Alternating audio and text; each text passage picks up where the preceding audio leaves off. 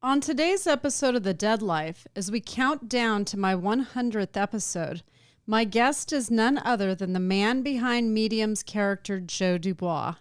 He's one of the reasons why people love girl dads so much. The man who made Aerospace Engineers sexy, my husband, Joe Dubois. He belongs in my top 5 important guests on The Dead Life. We'll hear from him today. You can follow me on Instagram at Medium Allison. Make sure my name is spelled right, and I do not DM people for readings. That's a scammer. You can see what I'm up to on my Facebook fan page. You can binge on my YouTube videos, and you can see me live in October in Denver, Colorado, Chicago, Illinois, and Irvine, California. In 2023, I'll be coming to Dallas, Texas, Scottsdale, Arizona, and Nashville, Tennessee. For more information, go to AllisonDubois.com. Well, Joe, thanks for being my rock. Medium wouldn't have happened without you. Well, thank you. It was a wild ride, for sure. Yeah, it was a wild ride. People always say, is Joe really like the character on Medium? And yes, I thought they portrayed you exactly right, minus a slight accent and your shirt being unbuttoned all the time. Yeah, I got to thank Jake did a lot. Jake Weber, the actor that played me, he did a lot of push-ups and sit-ups to keep a nice, stayed tight, in shape. Yes, he represented you well. I appreciate that greatly.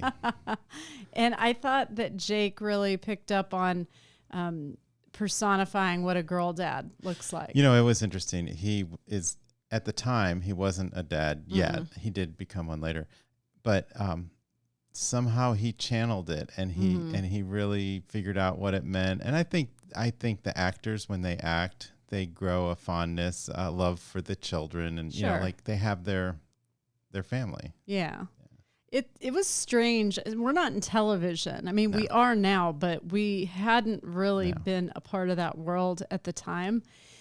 So to see the dynamics of what a show looks like when it's created and then dismantled at the end was something. And also to watch people who were hired to be us or play us, portray us, and see how accurately they did it. And people always say, you know, what episode's real? Well, that would take a long time for me to break all that down. I'm not going to do that here. Especially because you're episode 96, is that right? But it was interesting to watch Maria Lark, who plays our middle daughter. So she played Bridget. Our middle daughter's real name's Fallon, and she didn't have a dad in the picture. And I thought it was really special for her to have Jake Weber and have you, actually, because she used to come home with us and spend we went weekends. We had some vacation out with her. And So I thought that the show provided a television family, but like a family in television. You know, it was an interesting dynamic. And then to have Sofia Vasileva, who played our oldest daughter. So she played Ariel, but our oldest daughter is Aurora. And both of her parents were like nuclear physicists or something. And she had to study, you know, religiously. She's a smart kid. On the set. Really she's smart. An adult now. Yeah, young woman, right? So that was interesting. And then the twins that played the baby, Sophia, she was Marie, was a character on the show, but our youngest daughter's name's really Sophia, was funny to watch. They were about 2 years younger than Sophia.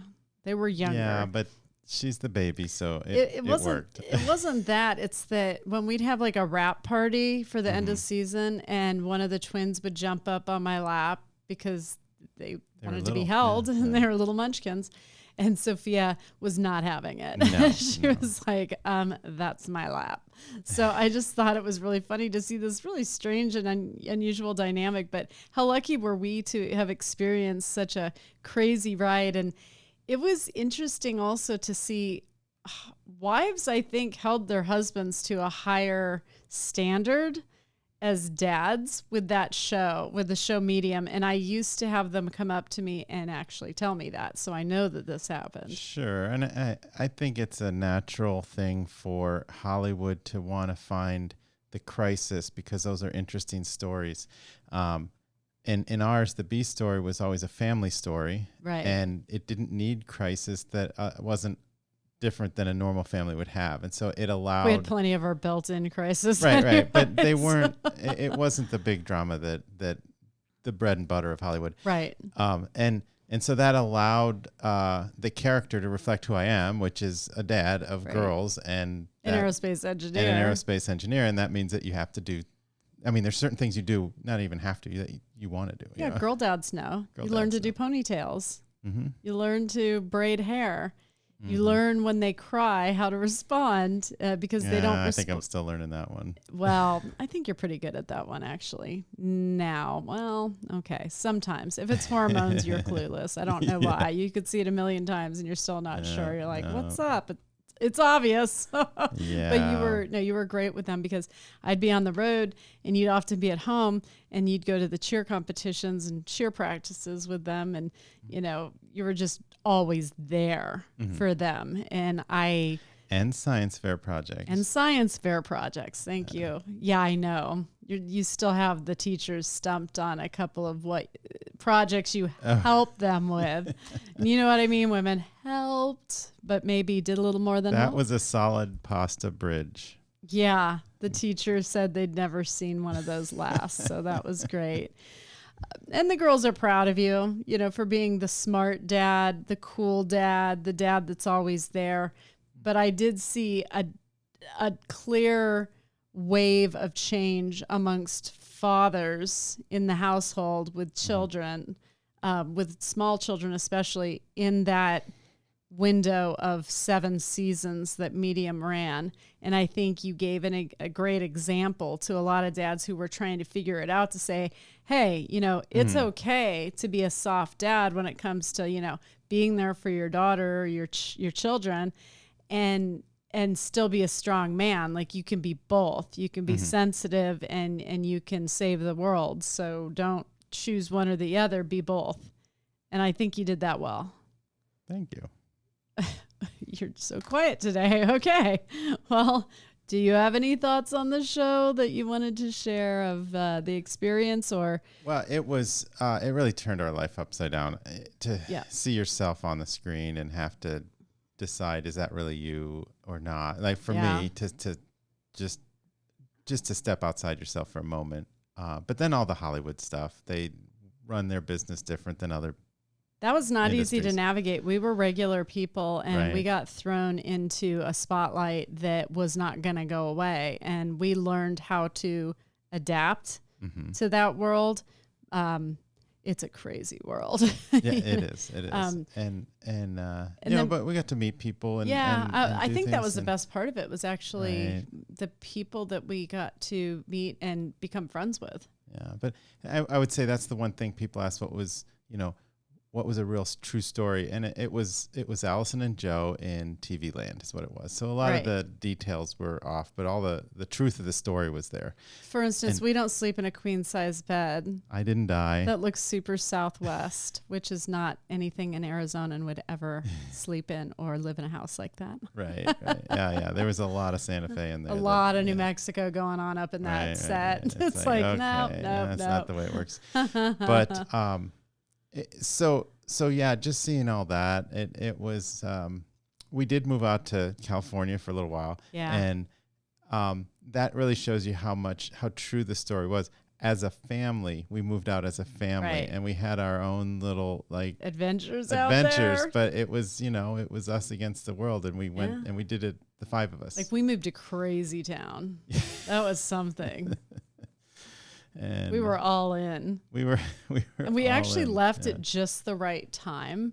Yeah. So I think we left in 2011 because we wanted our kids to have normal school experiences. Right. Now I went to high school here in Arizona, which was right. And it was more normal. Beverly Hills was great, though. All the kids were connected to somebody in the industry. So that was really nice. And that your kid didn't get bullied for being famous or having famous parents or for what they have. So that was nice. That is a big difference between California or Beverly Hills, really, Right. and Arizona, is that in Beverly Hills, if you have just a wild idea that you want to do something They're when like, you grow let's up, do it. Let's they're try like, yeah, it. that's great. You should do it.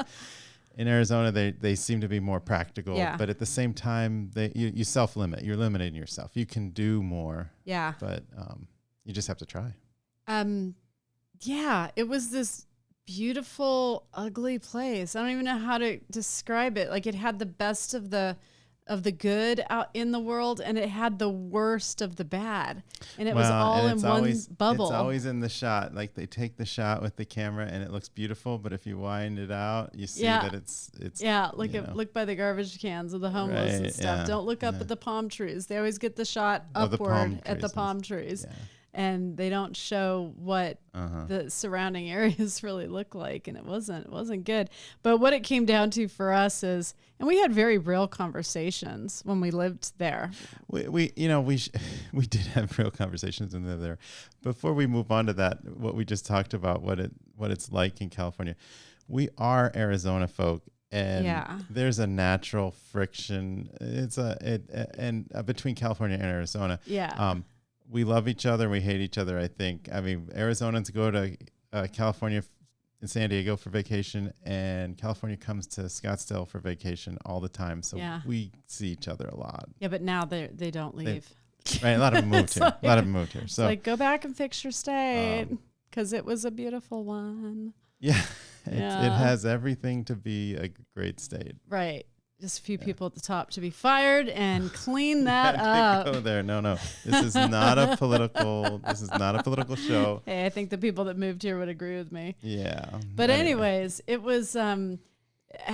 We moved our girls home to have that normal upbringing, and kids are raised totally differently there. They don't they don't push them to go to college. Not all. Most of the people that we knew that were celebrity, a lot of the girls, if they don't have a path, like there's no educational draw for them, that they wanted to go down that path, they almost seem to be, they're not sent to school regularly.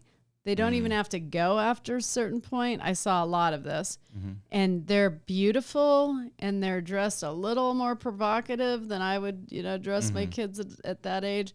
And they're just expected they're going to marry somebody famous. That's what they're being raised for. And I looked around, I thought, well, this is nuts. This is topsy-turvy. And that didn't make sense to me. I wanted the girls, and you did too, to graduate from college and to be able to make their own money.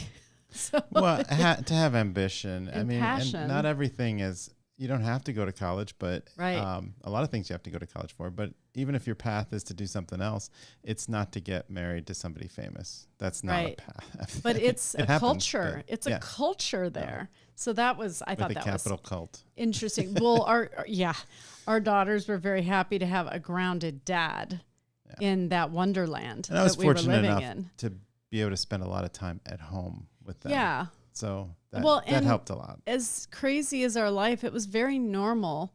I mean, we'd be at, like Slash and Perla's house having barbecues every Sunday, but it was very normal.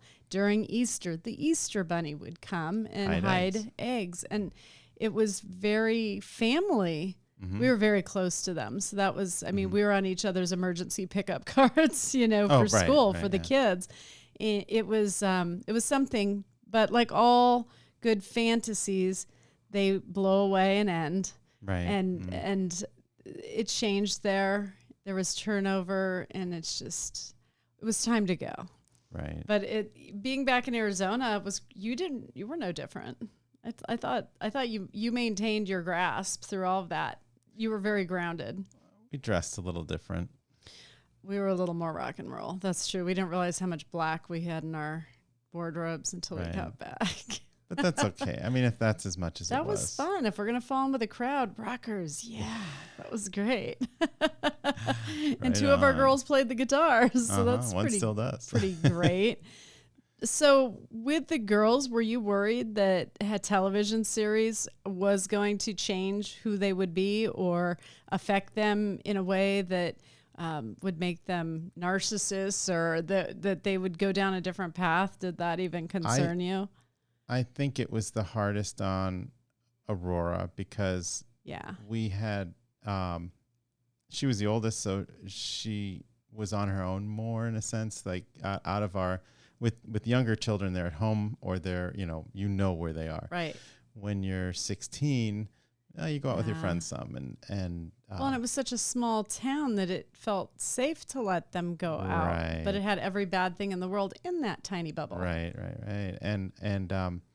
And we were we didn't grow up in that area or that business, and so we all learned it together. Yeah. And so I think that I think that was hard. She was the oldest, and she did get thrust into it because she was a Beverly High cheerleader, and she did the entertainment section for KBEV. That was great. Which was an online. They have a program in their high school at Beverly High where you can learn how to work on a television set. Yeah, they read the news and they put it on the cable TV for the city. And we can watch it in our house, so all the parents can go home and watch their kids give the weather and the news. I don't know why every high school doesn't do that. I mean, it seems such a great idea. Well, now with the internet, they could just why not?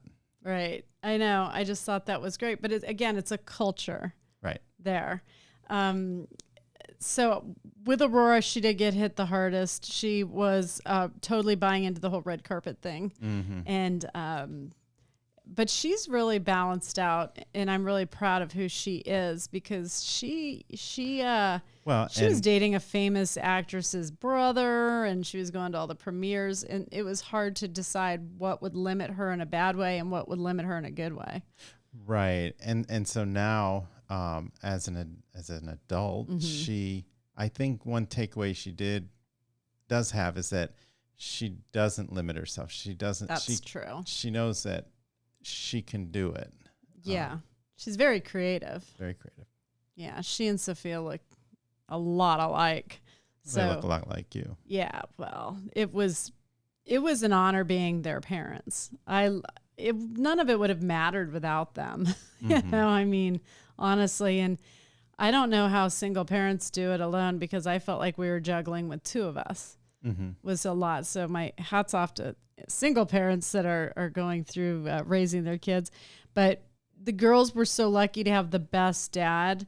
And I loved how their girlfriends would gravitate to our house for you to help the groups with science projects because their dads weren't science savvy or they didn't have time.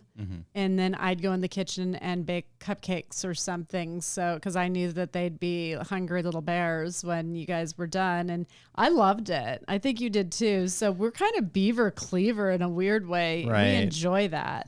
We also have a lot of home movies that I still need to go through that the girls shot because they didn't know that people didn't just always take film of their home life. Like, of course you're on TV. Yeah, they got like a kid's camera and were filming when they were really little. And it was fun. It was funny. They did little skits and stuff. I think it's funny, not a surprise, but that Sophia went in to film herself because she learned how to walk holding onto a tripod and pushing it around the house. Right. That was before Medium. Oh, yeah. Well before Medium. Oh, right. Of course. Yeah. She always carried a camera well before Medium. So I remember taking her on the set and Glenn Caron letting her see, where the riser goes up, for the director or, she was up there looking through the camera lens and he was just explaining things to her, and they liked going and sitting on the bed in what would be their room on the set because they thought it was their room too. That was just the best. There was one, we went to visit the set, and there was this one time, and I still remember the scene, and I've seen it, when it's on, that Allison was traveling, and Joe was at home with the girls. He's reading a book, and they had him in the bed, in a bunk bed on the with his shirt off or anything? Because they got Jake's shirt off a lot. And while they're doing the blocking or the camera angles, they asked me, Glenn and Ron were in a discussion. They didn't agree with whether Joe should be on the back or the front of the bed. And Glenn kind of said, well, he should be on the front because how is he going to get out of bed if the child falls asleep. Mm-hmm. And Ron said, no, he needs to be in the back. And then they looked at me and they said, well, you're the dad. Where would you be? And I said, well, in the back. Well, I think Glenn didn't like that too much because, it was harder for the transition of his shot for you to get out of bed. Because it wasn't his. Well, he thought getting out of the bed. Now, all I could see, and I hadn't thought about it that way ever. So I didn't put it into words at the time. But what I was thinking is, no, Joe's bigger than Maria, and he's going to dominate the shot if he's in the front, regardless of it. Even as a dad, you would crawl in the back. If the kid wants you in the back, you crawl in the back, and then you figure out how to get out later. Yeah, like, that's true. That's not a problem. And he was thinking it would be unbelievable. It's like, no, a dad's going to sit wherever the kid wants him to sit. But, I'm sure Glenn had a small child during Medium, and I'm sure that he's climbed in more beds since he had that child and probably found out it's okay to sit in the back, right? That they're gonna fall asleep leaning up on you, right? And then what do you do, right? Right, and then you carefully try and maneuver them and slide their head to the pillow. It's like a shuck and jive, right? So yeah, that was interesting. Were there any episodes that bothered you that you wish they hadn't? The last filmed? one, but oh yeah, that was yes. Yeah. That was horrible. Do you know how many women are still scarred by that I still hear from? They're like, how could he do that? I'm like, talk to Glenn Caron. That wasn't us. That's not what we wanted. That was a surprise to us too. Right. They replayed a lot of like Joe questioning Allison. It's like, yeah, that happened a little bit, but I kind of figured out pretty quick what is going on here. Yeah. Like, yeah, you're kind of a smart guy. If you can, if you get something that's true once, okay, maybe it's a fluke. Twice, okay, that's interesting. Third time, you're like, come on, this is what's happening. Well, and so, and they didn't really have, like, you were studied, and we studied you, and we quizzed you, and you are phenomenal at it. So, I get it though. They needed to tell the story about, all the 7 seasons were probably 2 years in our life. Yeah, I don't know. Everything got going so quickly. The first episode was really the first case I worked, and that was... Which would have been 2001? 2000. 2000. And that was really accurate because I came back from that and initiated the Amber Alert for the state of Arizona and started beating on politicians' doors to get it implemented. Could have shown that. That would be kind of cool. He left a lot of things out. My dad dying and how that affected me and how my dad helps me in bringing people through. But your dad was in it all the time, but my dad was never, ever brought up. Right, which is odd because it's about your first book. Right. And your whole first book was you writing about losing your dad. Right. Yet they don't talk about it in the... They took a lot of creative license with it. And then your mom in Medium, cast by Kathy Baker as your mom, was more playing my mom. Yeah. My mom's like that. Right. Not your mom. And so they were crossing some lines. I thought the casting was one of the best parts of the show. I thought that whoever was doing the casting, absolutely brilliant. Yeah. Brilliant. We had some of the best guest stars I've ever seen in Academy Award winning later. Yes. That I've ever seen in a television series. Mm-hmm. Angelica Houston. We had Jennifer Lawrence. Mm-hmm. We had Emma Stone, Molly Ringwald, Jason Priestley. Mm-hmm. I mean, you could just a list as long as the day is long. I mean, it was just incredible. I was very honored to have such a well-crafted show based on my life, and just to know that fantastic job. If I hadn't met you and we hadn't fallen in love and gotten married and had kids, that show would have never existed. Well, that's true. Even though there were a couple of nut jobs out there claiming that I stole their life. That was so weird. I'm like, okay, because the kids are here, so I'm thinking now. Right, yeah. So, yeah. That was and it's like there's some stories you're going to say, well, that was maybe sort of similar, like TV shows that were based on somebody's life, but maybe other people had lives similar to that. But no, there's nobody else that's a medium and an I aerospace didn't set, engineer and with 3 daughters. we Like, weren't that trying to doesn't- get a show deal. That fell in our lap because Right. I met Kelsey Grammer, Right. and he thought it'd make a great television series. So he's really the vision behind the show, Right. and was one of our executive producers. It happened way too easily in a sense to say it wasn't fated. You know, Yeah. that had to happen. It felt fated. Yeah. So, anyways, I just wanted to have you on so that No, this is everybody. great. I mean, This you is- belong in the top 5. You belong in a number 1 position, but I have to keep that personal. Otherwise, I seem completely biased, and they don't want me being a biased host on my show. But obviously, Well, and it's important to tip the hat that Medium changed the country, but changed the way people think about things, but also opened a lot of doors for us. it changed a generation of mediums that learned that it's okay to have these feelings, visions, Right. thoughts, and experiences, and that it doesn't make you abnormal, and it doesn't make you Superman. It makes you a highly functioning person that's able to pick up on energy and help people who are hurting heal wounds that they carry, invisible wounds within them. And I think it's the best calling there is. So I think the show really did shine a light on abilities being acceptable and even normal. Yeah, absolutely. So, yes, honored to be in the top 5. Kicking off the top 5. That's a spot. I'll take it. I'm recording 3 podcasts in 2 days right now, and I'm just changing in wardrobe and enjoying my time. But I can't believe it's been 2 years and 100 episodes and almost 100 episodes. And I hope everybody tunes in for that 100th, because I've started to go through the 99 that it'll be, and picking out the good parts that we're going to listen to. Yeah. That's a little plug. Yeah, it's coming on. Okay.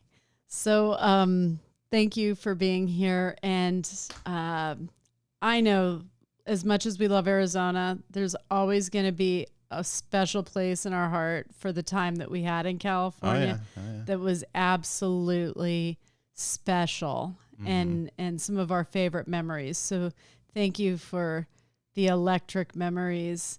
Los Angeles, it was just unbelievably exciting. And friends that we picked up. Friends that we'll be friends with for life. Yeah. So yeah, a great time in our lives. So I want to thank all of you for tuning in to The Dead Life this week. Catch me next Tuesday when you find out who's in the top 5. I'm Allison Dubois, and to all of my believers out there, don't stop believing.